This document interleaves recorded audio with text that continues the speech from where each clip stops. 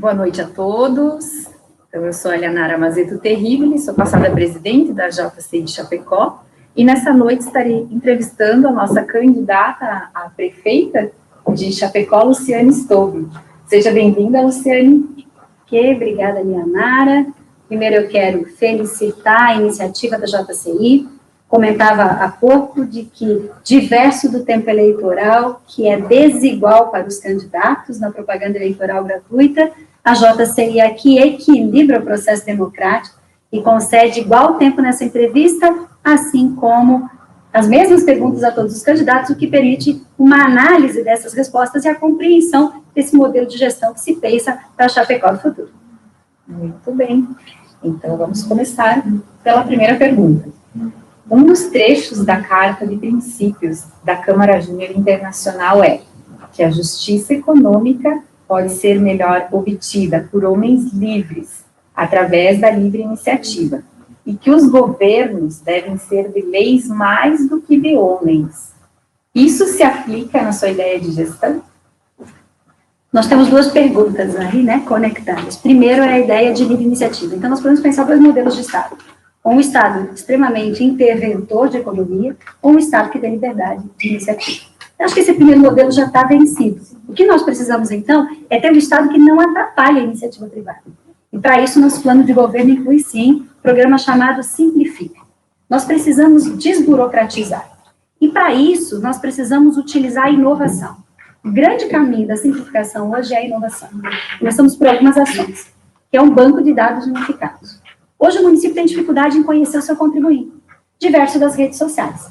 Se você for fazer uma compra via Google, no dia seguinte você vai receber lá no seu Face um anúncio de uma determinada mercadoria. Ou seja, o sistema te identificou. Ele sabe do que você gosta, ele conhece a tua demanda.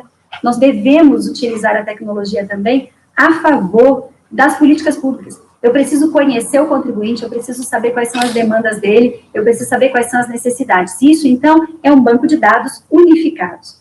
Para que eu não peça nunca mais comprovante de endereço para quem tem cadastro imobiliário no município. Desburocratizo e facilito o processo. Nós precisamos também trabalhar com checklists. Sistemas de confiança. Eu preciso apostar na boa-fé, porque aí eu desburocratizo o processo. Exemplo, Receita Federal. Quando você vai fazer a sua declaração de renda pessoa física, você preenche os seus dados no sistema, você diz o que gastou com o médico, o que gastou com a educação, e você, no final, se responsabiliza porque aquela informação é verdadeira. Ok, se você fez uma declaração falsa, você responde por esse falso. Assim deve ser quando você pede um projeto no município. O município deve fazer as exigências desse projeto, e o técnico responsável por isso, o engenheiro responsável, o arquiteto, deve assinar esse termo de responsabilidade. Aí o processo anda, porque ele não precisa de análise de cada um desses documentos. Mas sim, eu aposto na boa-fé e vou punir aquele que descumprir a legislação. A segunda pergunta, ela vem vinculada ao governo dos homens. E eu quero tomar liberdade, porque quando eu vi a pergunta hoje, eu lembrei da minha escrita na tese de doutorado e essa frase de Aristóteles. Não sei se todos lembram, mas vamos aqui referenciar o filósofo, que ele diz o seguinte: quem recomenda o império da lei, parecer recomendar o império exclusivo da divindade e da razão. Mas quem prefere que um homem governe, de certo modo, também quer pôr uma fera no governo, pois as paixões são como feras e transformam os governos, mesmo quando eles são os melhores homens. Portanto, a lei é a inteligência sem paixão. E Aristóteles deixa esse legado que vocês reproduzem aqui na pergunta, de que é melhor o governo das leis ao governo dos homens. Porque quando nós estabelecemos um governo de leis, e a minha tese de doutoramento é vinculada ao Estado fiscal, nós precisamos ter padronização de procedimento. E nas padronizações de procedimento, me permitem agir com mais lisura. Eu tiro a pessoalidade e, portanto, eu atendo a um princípio constitucional da impessoalidade na gestão pública, normatizando o procedimento e dando a mesma regra de gestão a todos. Aristóteles nos ensina que homens apaixonados, sujeitos às suas paixões, podem errar com mais facilidade. E, às vezes, ele estará apaixonado pelo próximo mandato. Ele estará apaixonado por alguns interesses. E isso atrapalha em muito a gestão pública. Por isso, revisão de procedimentos, padronização de procedimentos, lista de serviços públicos E essas listas de serviços com requisitos a serem cumpridos, unificação de processo de fiscalização e a inovação para garantir que esses processos sejam rápidos. Aí sim, se garante que a iniciativa privada gere emprego, gere renda, o governo não atrapalha, mas a gente trabalha com responsabilidade e muita segurança. Muito bem. A senhora possui um plano de governo? Existe um prazo legal para a apresentação do seu plano de governo? Ou como você pretende administrar uma cidade de mais de 200 mil habitantes sem um planejamento prévio e ainda convencer que votar na senhora será um bom negócio? Dentro desse plano, está em pauta uma reforma administrativa municipal para uma gestão mais eficaz, sem cargos comissionados e cargos de confiança? E você pretende recrutar algum vereador eleito, como já acontece por aqui, se for nossa prefeita? Vamos explicar aqui aos nossos internautas, né, que nos acompanham nas redes, que a gente tem um tempo cronometrado, por isso que às vezes a gente para um pouquinho, não avança, eu tenho um cronometrista aqui me sinalizando, né? Vamos por cada uma dessas perguntas, que são várias, né? Primeiro, plano de governo. A legislação eleitoral, felizmente, criou um critério. No momento do registro de candidatura, o candidato a prefeito precisa apresentar o seu plano de governo. E eu tive o prazer de escrever o nosso plano de governo, né? Então, ele é um conjunto de ideias de muitas mãos, inclusive, mas eu o conheço muito bem porque o construí. Então, ele tem 2 pontos bem importantes. Primeiro, é um modelo de gestão. Nós trabalhamos com uma ideia de governança pública. A governança pública inclui, na gestão do município, para pensar política pública e para executar política pública, a sociedade civil, o mercado, as universidades, e o gestor passa a ser um articulador desse processo como agente político. Nós precisamos colher daqueles que têm know-how, que têm conhecimento de área, no que eles podem contribuir para o município. Eles precisam ser ouvidos na construção dessa política pública. Então, esse é o nosso modelo de gestão, é governança. A governança passa necessariamente por fazer boa gestão do dinheiro público, porque o conceito de governança vem desse, aquele que governa o dinheiro que não é seu. O município sozinho não tem renda, ele vive do dinheiro do contribuinte. Então, ele precisa, sim, prestar conta desse dinheiro. Esse plano de governo se sustenta em 3 pilares: pertencimento, a humanização e a inovação, e que vão refletir em todas as políticas públicas de saúde, de educação, de segurança e de assistência social. A política pública de pertencimento passa por essa noção de que Chapecó é nossa. A Chapecó não é de um grupo político. Nós precisamos mudar essa história de que quem se elege se distancia da população, como se fosse uma classe especial de pessoas após o processo eleitoral. Não, Chapecó é nossa, e se Chapecó é nossa, a rua é nossa, a escola é nossa, a praça é nossa, e junto com isso vem um senso de responsabilidade. Se ela me pertence, eu colaboro com ela, construo junto esse processo de gestão, mas eu também preciso ser ouvido para a escolha da política pública. A noção de humanização vem junto com esse conhecer o cidadão e humanizar o atendimento. Vai vir no pilar da saúde muito forte. Não posso receber alguém no posto de saúde queixando-se de determinada dor, entregar simplesmente um analgésico e dispensar essa pessoa do posto de saúde. Eu preciso ter no posto de saúde um mínimo de equipamentos para que eu socorra essa pessoa na hora da dor. E aí vem esse olhar feminino, eu falava hoje sobre isso. Nenhuma mãe, quando um filho não está bem, ela olha para ele e diz assim, toma qualquer coisa que vai passar. Se o filho está com o pé inchado, a mãe quer saber se ele torceu o pé, se ele pisou no espinho, se ele andou descalço. Ela quer saber a causa daquilo. Está na hora de nós cuidarmos de forma muito humana de cada cidadão chapecoense, olhando para as causas e agindo de forma rápida e eficiente nisso. Por fim, a inovação. Quem vai nos ajudar a fazer esse plano de governo acontecer é o uso de tecnologia. Nós precisamos utilizar o que está à disposição. A tecnologia vai nos permitir avisar que você tem uma consulta agendada para que você não falte a consulta. E assim nós conseguimos aumentar o atendimento nos postos de saúde significativamente sem investir nenhum real a mais. Simplesmente fazendo gestão. Nós podemos, pela inovação, fazer gestão de frota de veículos. Não precisa cada secretário ter um carro e um motorista. Nós podemos ter um veículo que se desloque para um lugar e economizamos gasolina, economizamos manutenção de veículos e servidores públicos. E nesse tempo curto que eu tenho, como é que a gente faz gestão disso com menos gente? Trabalho remoto é uma alternativa. Falava essa semana, por que profissionais que trabalham de forma intelectual não podem trabalhar de casa? Falava dos advogados públicos, eles sentam na frente de um computador e fazem um processo e eles trabalham por tarefa, por atividade. A gente dimensiona isso, a gente cuida o resultado, quantifica o resultado e faz trabalho remoto. A pandemia nos ensinou a fazer isso.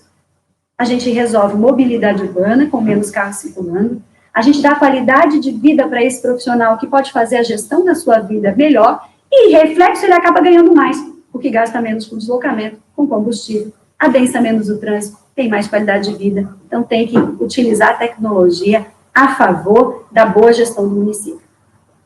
Como diminui cargos? Coloca secretário técnico. Quando você tem alguém que entende que ordem ele está dando, ele pode aproveitar e construir, junto com a equipe dele, de servidores públicos de carreira que conhecem muito bem a estrutura do município, mas tem que ter alguém no comando que tenha confiança, segurança técnica das decisões que vai tomar.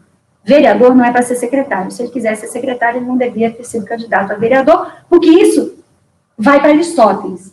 O homem apaixonado se preocupa com o seu próximo processo eleitoral e não com a gestão do município. Candidata, quem financia a sua campanha e com que objetivos, considerando que, em geral, pessoas não fazem doações e sim investimentos? E qual a sua visão sobre o fundão eleitoral? Você usou esse recurso? Sim, a nossa campanha só tem recurso do Fundo Especial de Financiamento de Campanha. No importe de R$300 mil para toda a campanha, é o recurso que foi destinado aqui para Chapecó. É o melhor modelo? Não. Nós não recebemos recurso privado, né? Não tivemos aporte nenhum. Justamente por essa noção muito clara que a JCI já tem, de que algumas doações para a campanha, nessa cultura democrática que nós temos hoje, é uma cultura de que eu invisto em você agora, porque depois, se você for eleito, você fica me devendo um favor.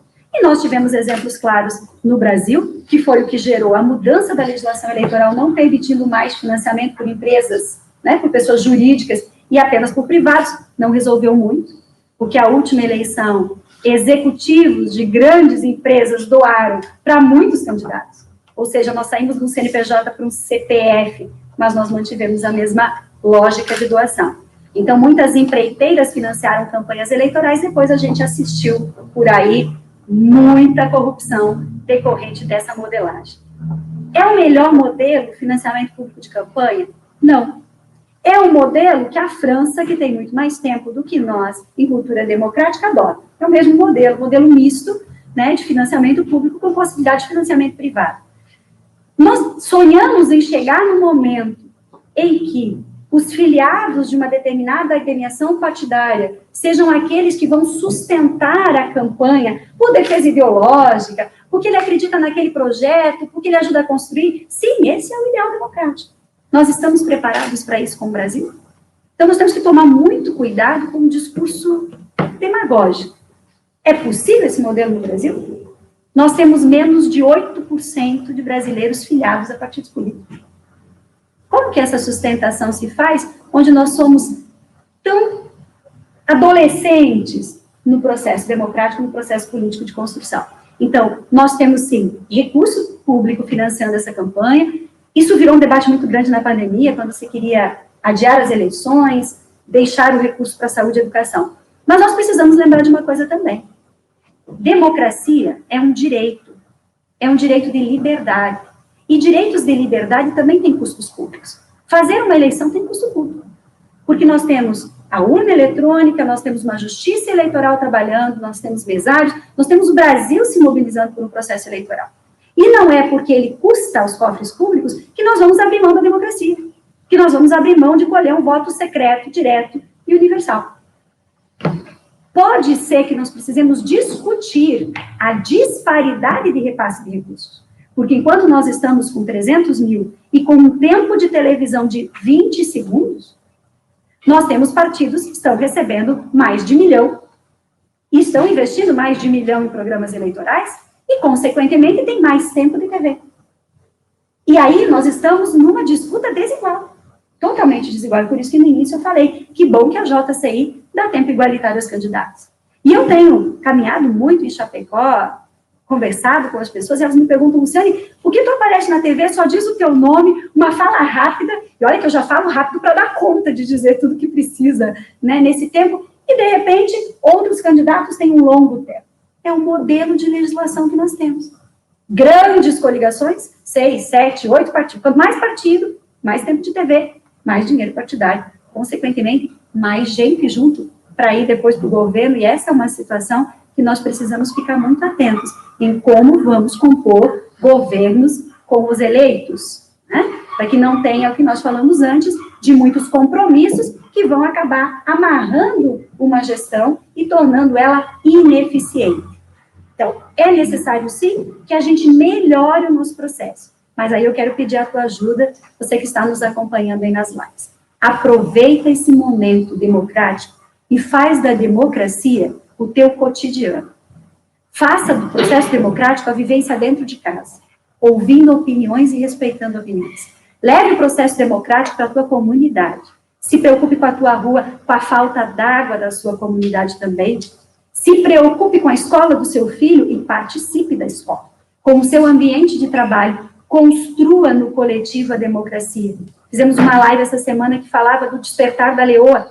Todas temos uma força que precisa ser desperta para o processo democrático. E aí talvez a gente consiga amadurecer democraticamente para, num tempo, termos, sim, muitos filiados partidários que sustentem os seus partidos com recursos públicos, que compreendam a importância desse processo e possa dispensar, sim, o fundo eleitoral de financiamento de campanha. Se o fundo cair agora, a desigualdade será ainda muito maior, porque grandes corporações financiarão grandes partidos e nós vamos viver um ciclo de repetição. Muito bem. A sinaleira no centro da cidade abre.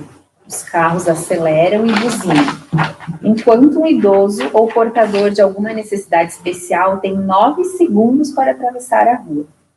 O trabalhador sai de casa de bicicleta e custa chegar inteiro no trabalho, pois não existe espaço para bicicletas nessa cidade. Um pedestre tenta atravessar um novo elevado arriscando a sua vida, pois não existe uma passagem de pedestres na obra recém-inaugurada. As áreas verdes públicas, como parques, são escassos e mal conservados. Percebemos que essa cidade não está sendo pensada no ser humano. A candidata terá coragem de implementar os projetos de mobilidade urbana que estão engavetados? O que será executado nesse sentido e quando? Não só os que estão, mas a revisão do plano que se avizinha, né? O binário já devia estar aí. É prazo passado, então essa é uma medida urgente. Fico muito feliz em ver a JCI pautar esse tipo de assunto, porque nós temos na nossa plataforma uma Chapecó mais humana e mais feliz. Isso não é só um nome de coligação. Isso é uma formatação de cidade. Uma Chapecó mais feliz, a gente faz com convivência comunitária. Convivência comunitária a gente faz com espaço adequado para convivência comunitária. A gente faz com praça, com espaço verde, com local onde você ensina seu filho a andar de bicicleta. A gente faz caminhando. Uma Chapecó caminhável, com locais iluminados, com ruas iluminadas, para que você se sinta seguro para sair caminhando. Com espaços acessíveis, para que um cadeirante que esteja me ouvindo possa ter autonomia de vida e não ficar barrado em cada espaço que ele pretende circular. Pensar uma Chapecó para as pessoas depende da modificação de cada um de nós, das nossas concepções. Você ouviu antes, quando eu falei, que você tem que cuidar muito, porque nós não podemos ter conversas contraditórias. Quando eu falo em trabalho remoto, eu estou falando em mobilidade urbana. Nós precisamos pensar o novo. Quanto menos carros circulando, mais espaço para as pessoas. Nós pensamos ruas compartilhadas. Eu venho agora de uma reunião de uma rua que não tinha 5 metros de largura. Não pavimentada. Essa rua é uma rua que pode ser pavimentada com blocos de concreto, que pode ser compartilhada com crianças que estavam lá e que não vão sair de lá, porque elas convivem lá, porque elas não têm um lugar para brincar. E eu posso compartilhar com o veículo, porque quem chega naquela comunidade sabe que a velocidade é menor ali naquele encontro. Mas eu faço requalificação de espaço urbano. Eu valorizo aquele espaço e as pessoas passam a cuidar dele. O que dizer dos nossos ciclistas? Que não ensinam, às vezes, o filho a pedalar, porque não tem um espaço para esse aprendizado. Que não anda de bicicleta na via pública porque ela é insegura. Nós temos, sim, que fazer ciclovias, ciclofaixas e estabelecer a cultura de modais diferenciados de transporte, que possam ser conectados. Eu posso ir de bicicleta até o terminal de ônibus, deixar a minha bicicleta no bicicletário, tomar um ônibus e ir para a universidade. Voltar e ter a minha bicicleta ainda lá, no lugar seguro, iluminado, e voltar em trechos menores para casa de bicicleta. Eu preciso que o transporte coletivo seja modelado de forma diferente. E é por isso que o binário é importante. Porque o binário é construído para que o transporte coletivo seja mais ágil. E eu, dentro do meu carro, vejo o ônibus passar e diga, se eu estivesse no ônibus, era mais vantajoso. Eu ia chegar no horário, eu ia estar confortável, eu não estaria com o meu carro na via. Eu vou mudando o jeito das pessoas pensarem na sua mobilidade. Tem que ter corredor de ônibus, tem que ter corredor específico para os ônibus chegarem no tempo. Então, estabelecer novos terminais, que está previsto no plano de mobilidade, terminais de conexão, para que a pessoa que vem lá do Vila Rica não precise ir para o centro para depois ir para o bairro EFAP, mas que ela possa fazer uma conexão num terminal e ir direto para a região da Grande EFAP. Nós devemos pensar uma Chapecó capaz de ter mais espaços de pessoas e não de veículos. Se você estiver andando a pé na Getúlio Vargas e chover, você vai para onde? Embaixo da marquise de uma loja. Porque nós não temos um espaço coberto. Não precisa ser muito inteligente, basta copiar o que municípios já fizeram, com cidades inteligentes, criativas, humanizadas e sustentáveis. Ruas cobertas já são realidade aqui no extremo oeste. Nós podemos fazer isso em Chapecó. Basta mudar nossa concepção. Transportes alternativos, como os aplicativos, a utilização de táxi, precisamos mudar a forma de pensar, que o carro nos empodera. E entender, e a pandemia nos ensinou isso, que o que ficou foi a convivência comunitária. O mais importante são as pessoas. É assim que a gente faz uma cidade mais feliz. É caminhando na rua que você encontra as pessoas que faz tempo que você não vê.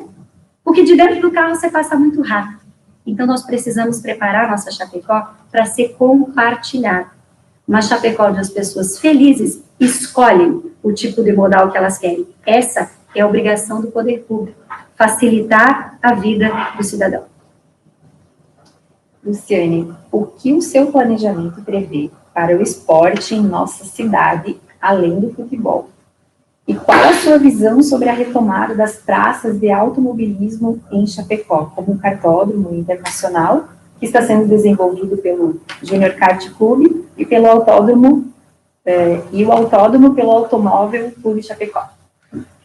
Eu tive o prazer de acompanhar um pouco do projeto aqui da JCI, né, do Kartódromo, quando fiz parte do Concidades, né, e sei o quanto foi defendido o projeto com uma paixão, né, para que isso aconteça. E olha como isso é interessante, tem um grupo de pessoas em Chapecó querendo pensar um cartódromo.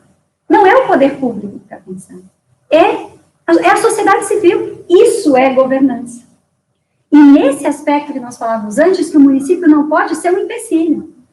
O município precisa colaborar para essas iniciativas. E a área lá é belíssima, né? Vocês têm 200 mil metros de área, que podem ser potencializados, inclusive. Nós falávamos com o pessoal do ciclismo, que pensava num velódromo. Por que não fazer uma atividade também compartilhada, né? E pensar esses projetos. O nosso plano de governo prevê o que a gente chama de banco de ideias. É quando uma grande ideia está com alguém, tem um outro grupo pensando uma outra grande ideia, mas não há conexão. Então, nós precisamos de uma cidade que tenha redes de conexão e que as pessoas possam entregar tudo aquilo que elas têm de projetos para a construção dessa cidade melhor. Então, eu sou uma super apoiadora do esporte, especialmente porque ele é saúde preventiva. Lazer, qualidade de vida, prática esportiva, economiza dinheiro público. Estresse, sem espaço verde, rotina sem convivência comunitária, resulta em atendimento no posto de saúde. Nós precisamos pensar diferente. Ao invés de olhar para as estruturas, nós olhamos para as pessoas. E como incentivar isso? Nós devemos voltar com os contraturnos escolares, incentivar para que a criança venha com esse hábito da prática esportiva. Que é difícil, depois que a gente passa dos 40, a gente decidir começar a pedalar, a ir para o kart. Então, nós precisamos despertar essas habilidades, até porque o esporte é o que vai dar pertencimento para muitos dos nossos adolescentes que estão excluídos do processo. É você sentir que você é capaz. E às vezes esse sentimento de ser capaz, de pertencer, ele vem pela vitória no jogo de futebol, que não é a única atividade, como bem disse aqui a minha entrevistadora, que vem pelo handebol, que vem pelo 48. Andando por aí eu encontrei o senhor e disse, nós temos muitas bochas 48 em Chapecó, e é extremamente interessante a coordenação de quem joga 48, mas nós não temos isso como uma prática de representação do município. Nós precisamos pensar em praças de skate, que já é um esporte olímpico, e que pode ser, inclusive, um meio de deslocamento em pequenos espaços, né? Super possível de fazer, super barato de fazer, com parceria público-privada. Trazer as crianças para o contraturno da escola, reforçar o atletismo. O que nós precisamos para fazer uma pista de atletismo? Que não... Pode até estar pensando assim, mas é uma pista amadora? Sim, vamos incentivar inicialmente esses nossos adolescentes ao atletismo. Vamos fazer parcerias com todos aqueles que se sentem responsáveis por essa Chapecó. Isso é pertencimento. Olha como é possível, tantas possibilidades que nós temos de fazer uma Chapecó mais feliz. A JCI é um exemplo de quem quer dizer assim, eu também quero ajudar. Eu encontrei um menino que é desenhista esses dias, e ele falou, fiquei entusiasmado pelo projeto, e eu quero dizer que no contraturno eu me disponho a estar 2 vezes por semana, gratuitamente, ensinando as crianças a grafitar. Todos querem colaborar com uma Chapecó que é transparente, que aplica dinheiro público no que é prioritário. E o esporte é, sim, prioritário.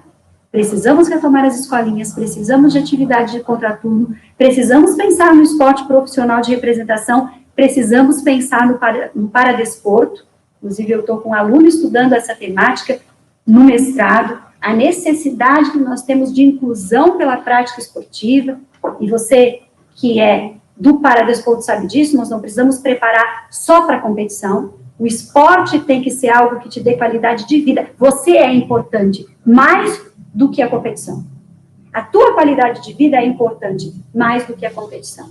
E esses espaços construídos pelo poder público, em parceria com a iniciativa privada, são extremamente possíveis.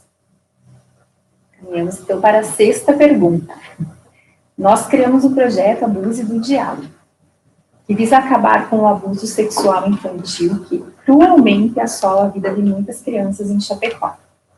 Sabemos que uma das melhores formas de combater o abuso é a prevenção e a informação desde os anos escolares iniciais, repetidos até a formação da criança. Porém, a realidade é que alguns gestores e coordenadores de escola já estão abarrotados de projetos, e isso só funcionaria se fossem obrigados pelo poder público a fazê-lo, pois é um tema delicado de se trabalhar e não querem se envolver. Como você avalia esse problema e como você trata isso dentro do seu planejamento? A partir do perfil de educação, mas a partir do perfil de formação integral da criança. Essa educação, ela é intersetorial e ela é multifuncional, ela é integrativa. Nós precisamos cuidar da criança para que as habilidades e competências que ela tem possam florescer. E aí nós estamos falando de desenvolvimento humano. Nós precisamos trazer para dentro da escola, sim, o serviço de psicologia e de serviço social. Porque algumas demandas exigem um serviço especializado. O tema é muito complexo, para ser tratado, muitas vezes, por quem não tem conhecimento técnico em relação a isso. E a violência doméstica, sexual, a violência contra a mulher é assustadora. Eu sou advogada, se é um dos temas que mais me incomoda, é a violência sexual contra a criança. E é um tema que a gente tem escondido um pouco. Né? Porque, apavorante é que, às vezes, eu visitei uma instituição esses dias, em que a gestora me disse exatamente isso que você falou. Eu tenho tratado com algumas meninas e eu sei que elas estão sendo violentadas. E o que fazer? É possível fazer muito, mas tem que começar pelo pouco. Tem que começar com iniciativa. E eu vivi uma experiência dessa quando nós implantamos o Use Laranja, um projeto que a Guarda Municipal, que é um projeto da ONU pela não violência contra a mulher, e é uma modelagem possível para enfrentar o abuso sexual contra as crianças. A Guarda Municipal implementou esses projetos na escola, e eu fiz algumas palestras. O Use Laranja é pela não violência, então todo dia, 25, você usa laranja, para sinalizar para as mulheres que são vítimas de violência, que você pode ser um defensor. Por isso é a Liga dos Defensores. Que a mulher possa ter essa visualização. Se eu te vi com a logo da campanha, eu sei que você conhece a rede pela não violência e que você pode auxiliar nesse processo. E numa dessas experiências, uma criança me falou assim, depois que eu te ouvi falar, ele disse, na linguagem muito simples, a minha avó sofre violência. Mas eu falei para ela esses dias, porque eu a vi chorando, e ela disse, não dá bola, não se preocupa com a avó. É assim mesmo. Ou seja, essa avó, vítima da violência, estava ainda tentando proteger o seu neto. E ele só se deu conta de que aquilo realmente era violência, porque ele entendeu quais eram os tipos de violência. E a violência sexual passa por isso. Ela vem tão maquiada, e ela vem de uma forma que submete a vítima, que ela às vezes nem se põe na condição, ou às vezes se sente culpada pela violência que está suportando. Então nós precisamos lidar com isso de uma forma muito séria, com muitos parceiros. As universidades estão aí dispostas a colaborarem com pesquisa, com conhecimento, isso é gestão integrada. A JCI está aí disposta a colaborar.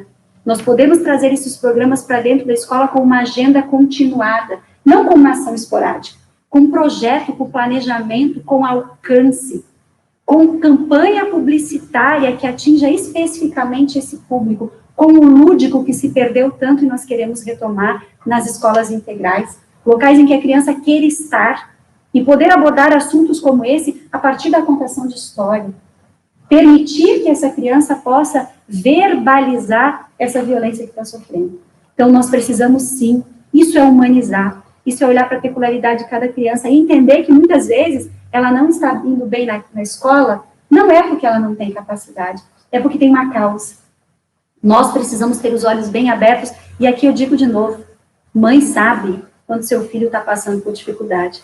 Eu chamo a gestão para um olhar mais feminino, porque nós conseguimos perceber algumas coisas, como mães, como mulheres, que precisam desse olhar mais profundo.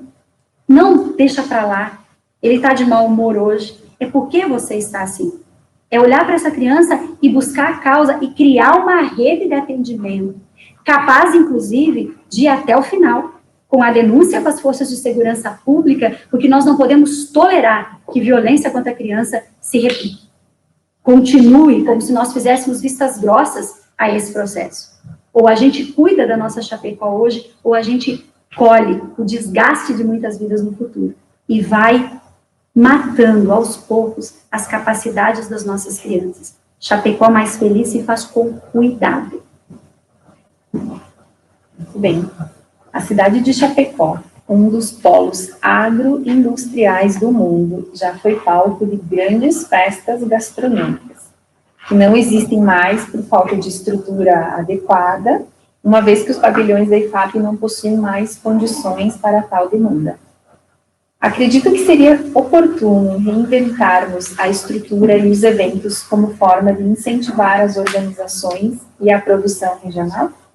Sim, o nosso plano de governo pensa isso, desde a ação mais pequena, nós temos um programa de hortas comunitárias, que é o aproveitamento de terrenos públicos, que são baldios, porque às vezes nos loteamentos, um destino de área sobra por áreas destinadas ao poder público, que não comportam outras edificações, cultivo aproveitando a mão de obra da comunidade para produzir sem agrotóxico, e nós precisamos encontrar um espaço para comercialização.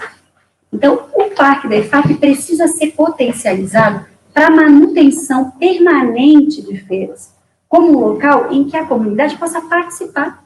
Nós temos um belo espaço, inclusive para caminhada, no Parque da IFAP, e que nós não aproveitamos, ele fica de porta fechada, só abre quando a gente tem um evento. Não, ele é nosso, ele tem que ficar aberto para a comunidade. Ah, mas aí a segurança, mas a iluminação, isso o poder público tem que dar conta, tem que gerar convivência comunitária. Junto com essas feiras de produtos agroecológicos, que vêm das hortas comunitárias e vêm da agricultura familiar também, que que bem dito aqui, nós temos uma matriz da agroindústria, mas nós temos muito agricultor produzindo queijo, salame, bolacha, suco de laranja. Fui numa propriedade essa semana que a laranja está se perdendo, enquanto nós estamos precisando aumentar a vitamina C para ficar com a imunidade boa para o Covid. Não tem lógica. Não tem lógica a gente não ter uma política pública que recolha a laranja lá da propriedade do agricultor, transforma em suco de laranja e entregue na casa das crianças. Aí a laranja vai fora. Tá? E muita laranja aí fora. Então, essa é uma iniciativa. Ter o Parque da IFAP com food trucks. Né? Os food trucks têm um horário específico para trabalhar nos seus pontos de atendimento. Por que não fazer feiras de final de semana em que a comunidade possa ir para lá, experimentar o que se produz nessa cidade? Ou incentivar o Rango Beer, que é uma iniciativa de vocês há muito tempo aqui na cidade. Então, feiras gastronômicas de tudo que se produz aqui. Isso vem no banco de ideias, no banco de projetos. A gente senta junto e pensa como fazer um calendário que utilize o parque de exposições de forma permanente e traz para lá o nosso artesão, para que ele possa gerar renda comercializando, leva os artistas locais para manter, ok? Leva os artistas locais para manter também acesa essa cultura local. Os nossos grupos de teatro, percebe a conexão? Aí a gente tem convivência comunitária.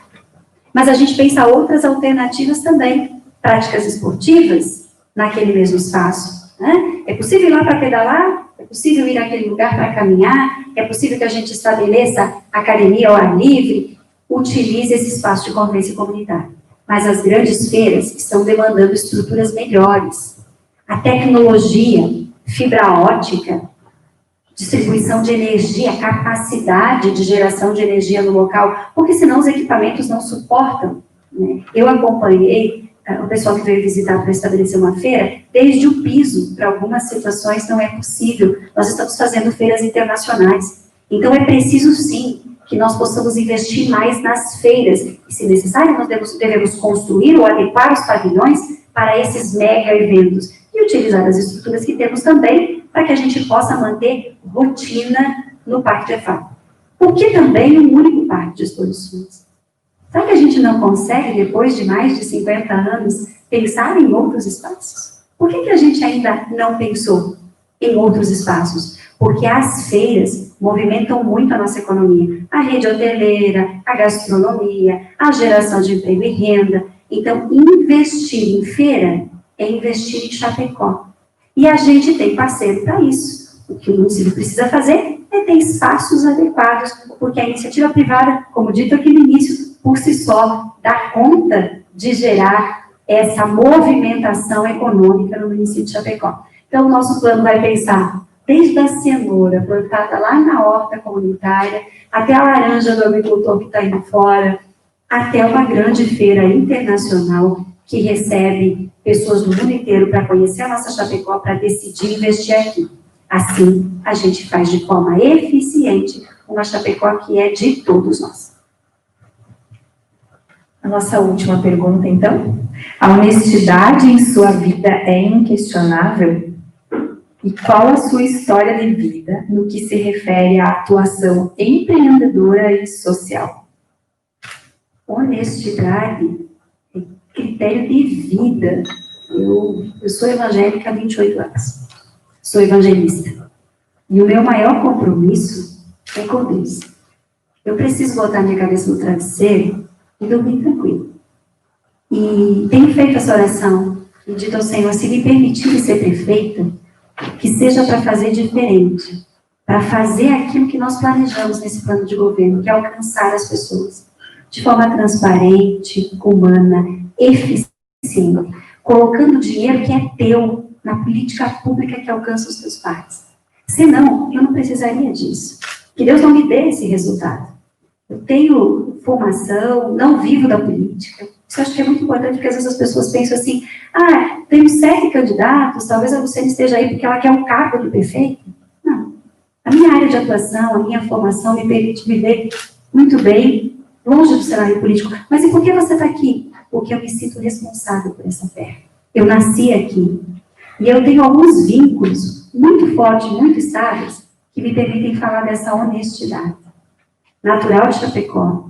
Falei agora há pouco, com 28 anos vinculada à Igreja Batista, evangelista, o que me vincula ao que eu digo no púlpito, porque a palavra que sai da sua boca, ela não lhe pertence mais. Eu tenho 25 anos de filiação partidária ao mesmo partido, PTB. Sou casada há 24 anos. Tenho 16 anos de universidade, de professora universitária. Já sou advogada, eu estava fazendo as contas hoje há 17 anos. É muito tempo de vida, numa história construída aqui em Chapecó, que me permite, ou seja, toda essa história me permite dizer que eu nunca fui gestora pública, fui secretária, trabalhei em habitação, trabalhei no PROCON, trabalhei com o governo do Estado, e não carreguei nenhum ato de corrupção. Não é necessário, e eu confesso para ti que as pessoas se preocupam muito com isso. Então, eu já fui testada na gestão pública, eu já fui testada na vida privada, o que permite que você confie. Honestidade, sim, é inquestionável. Nós precisamos ter referências no cenário político. Os nossos filhos precisam voltar a olhar para o político e dizer, eu gostaria de ser como essa pessoa, para que a gente possa construir uma sociedade mais republicana, onde a coisa pública é de todos nós. Quando você fala de atuação social e de empreendedorismo, eu sempre tive a minha vida muito vinculada à universidade. Eu me formei, eu comecei a trabalhar como estagiária nas cidades aos 14 anos de idade. Mas a minha primeira experiência foi de empreendedorismo. Eu queria um tênis com um biquinho. Vocês lembram que antigamente o tênis dobrava aqui na ponta? Mas os meus pais trabalhavam na agroindústria, ambos, meu pai se aposentou na agroindústria, os meus pais não tinham condições de comprar esse tênis para mim. E um dia apareceu um senhor lá em casa oferecendo mudas de arvoredo. E eu disse para ele, eu posso vender muda de arvoredo? Eu não tinha nem 14 anos. Não. E ele falou para mim, pode. Eu disse, como é que faz? Ele me deu um bloco e eu saí nos vizinhos, vendendo mudas de arvoredo. E vendi pra caramba, vendi muito, porque todo o pessoal da comunidade me conhecia. Certo dia ele veio lá entregar com uma pampa, me lembro até hoje, quando ele estacionou aquela pampa cheia de muda de arvoredo, e nós fomos distribuindo os vizinhos. E eu consegui o primeiro tênis azulzinho, que tinha o biquinho dobrado na frente. E hoje, quando eu tentava lembrar uma ação empreendedora, eu lembrei disso, né, desse espírito, e eu gostaria que isso fosse referência para algum jovem que esteja me escutando. Quando a gente não consegue alguma coisa na vida, quando a gente não tem aquilo que a gente gostaria, o trabalho pode nos dar. Então, mantenha-se longe de tudo aquilo que é irregular, porque uma trajetória de vida se constrói com muita honestidade e com muito trabalho. Comecei a trabalhar aos 14 anos, eu casei aos 17, é por isso que eu já estou com 24 anos de casada, né? E logo fui para a universidade, né? Fui cedo para a universidade, também com os meus 17 anos, e assim eu concluí a universidade, eu já fui para a pós-graduação e me transformei em professora. Então, eu estou professora já há 16 anos, como eu disse. Então, na atividade de iniciativa privada, de empresária, não tem uma Luciane empresária, né? Na ação social, eu trabalho muito vinculada à questão, realmente, de atendimento a algumas famílias da nossa igreja. Nós temos um braço de ação social, os meus pais são muito fortes nessa ação social da igreja, mas eu tive o privilégio de participar de um programa do ProPaz, onde, nos últimos 2 anos, eu consegui estar próximo de uma dúzia de adolescentes que estavam em situação de vulnerabilidade. Isso me ensinou muito, que é com afetividade que nós resgatamos esses adolescentes. É com muita ação, é com alternativa, mas é com muito amor. E muitos deles são meus até hoje, né? Resgatados, reconstruíram as suas vidas, e é por isso que eu quero dizer para você que me ouve que é possível sim. Se você puder fazer só um pouquinho, faça esse teu pouco. Quando nós falamos essa semana do despertar da leoa, eu quero dizer que há um potencial dentro de cada um de nós para tudo. Então, desperta esse potencial, faz aquilo que dá ao teu alcance, que junto a gente constrói uma cidade mais humana, mais eficiente e mais feliz. Eu não falei no início, mas você é a única candidata mulher dentre todos os homens candidatos. Eu quero que você faça, então, as suas considerações finais para o seu público aí que lhe assiste. Sim, eu costumo brincar na rua. A minha campanha é muito alegre. Eu encontrei uma menina esses dias, vendedora, e ela disse, o que eu posso ajudar? Eu disse, eu vim te pedir uma coisa. Eu disse, o quê? O seu voto. Ela começou a rir, né? Ela disse, como que a senhora consegue ser alegre, né? Eu disse, porque nós estamos num processo democrático alegre. E eu sou a única candidata, não tenho concorrência.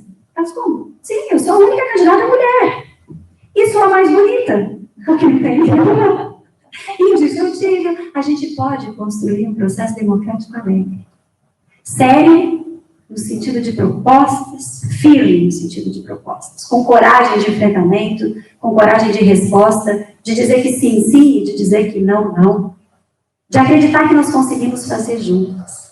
Sim, a única mulher. Como é que a gente passou 100 anos de história nessa cidade sem nunca ter tido uma prefeita mulher? Nós precisamos mudar esse contexto. A crise nos mostrou. E olha para mim, mulher. Quando teu filho está com febre na madrugada, quem é que levanta para dar remédio? Invariavelmente. Se tiver que matricular na escola, as meninas que estão aqui na plateia estão indo, os homens também, porque eles sabem que é verdade. Se tiver uma crise na adolescência, o meu filho está com 18 anos.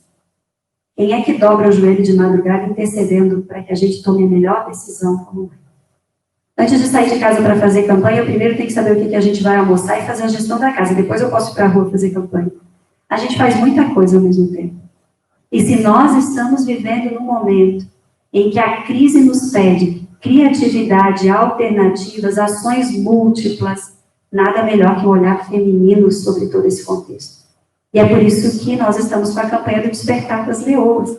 As leoas nos ensinam muito, porque elas nos ensinam que a gente caça em bando. E não é porque uma leoa, as leoas fazem um circuito na hora da caçada. Enquanto você corre atrás da presa por lá, eu abordo a presa aqui. E não é porque você não conseguiu abater a presa que você falhou. É porque o teu papel naquele processo era outro.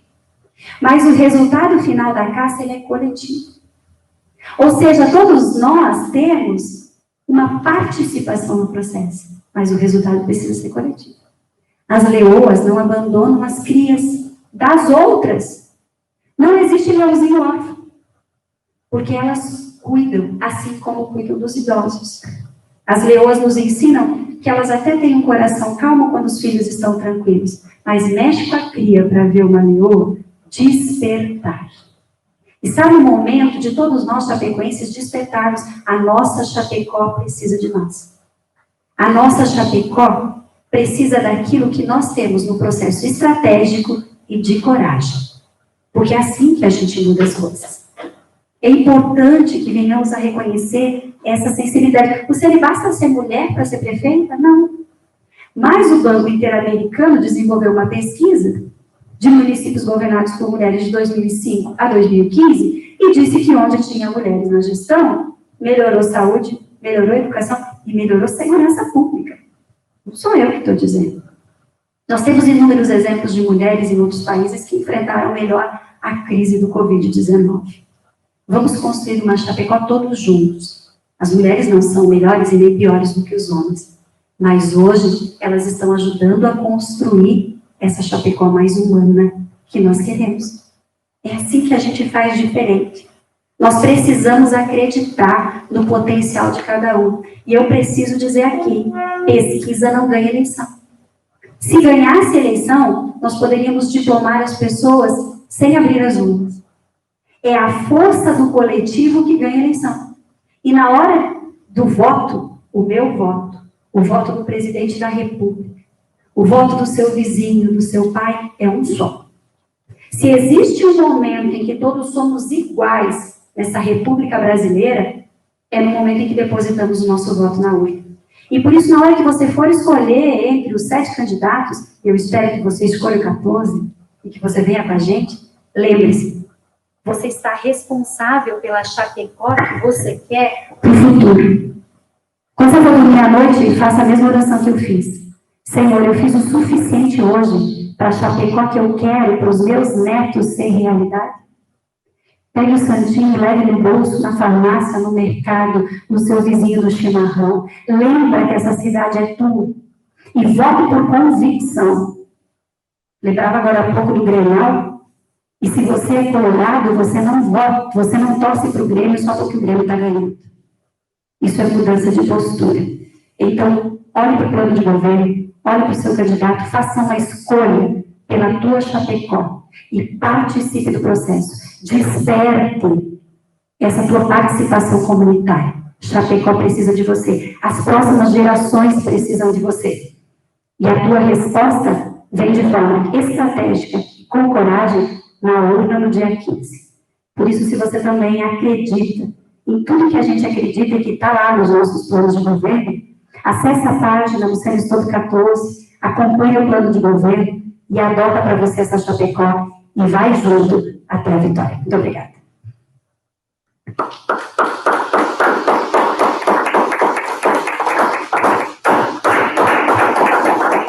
A JCI, então, como uma organização de jovens cidadãos ativos, líderes e voluntários, agradece a sua vinda na nossa casa e também por expor todas as suas ideias. E a todos, então, que estão nos assistindo, muito obrigado e boa noite.